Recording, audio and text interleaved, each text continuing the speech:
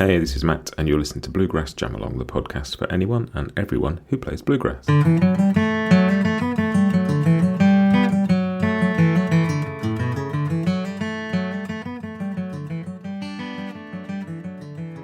Hey everybody, welcome back.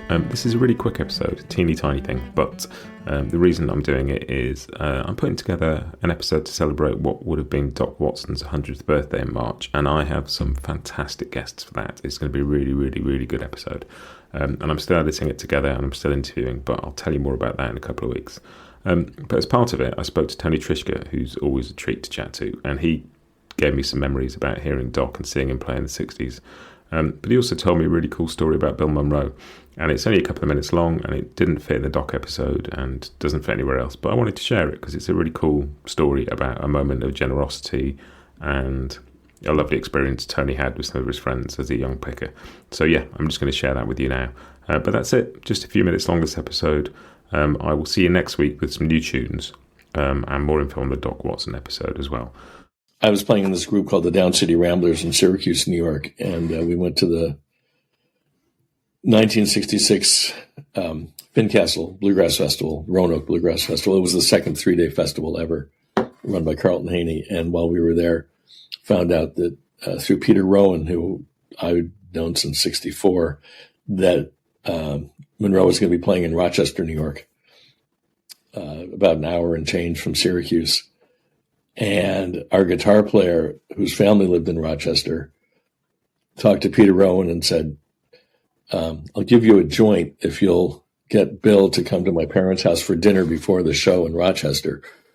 And that sealed the deal.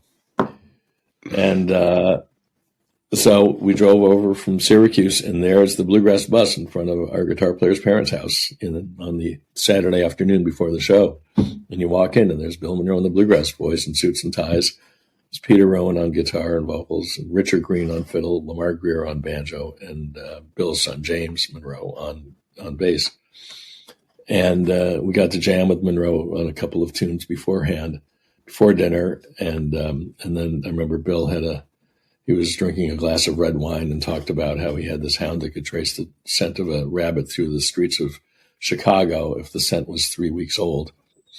And then we had dinner, and afterwards Monroe said, would you like us to play for you? It was like the four of us in the band, Joel, our guitar player's parents, like six of us sitting in the living room, and with Bill Monroe and the Bluegrass Boys taking requests for 20 minutes. Wow. Yeah, okay, how about Can't You Hear Me Calling? How about Crossing the Cumberlands and whatever else we asked them to play? I mean, like standing like 6 feet in front of us, just taking requests. So, he played for his dinner, basically, is what it was. And I mean, it doesn't get much more generous than that, to have the guy that invented bluegrass doing a house concert for 20 minutes.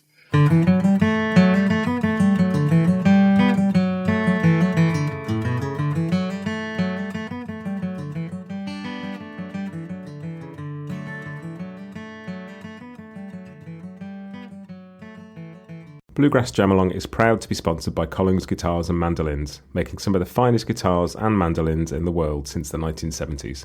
Visit collingsguitars.com and find out why.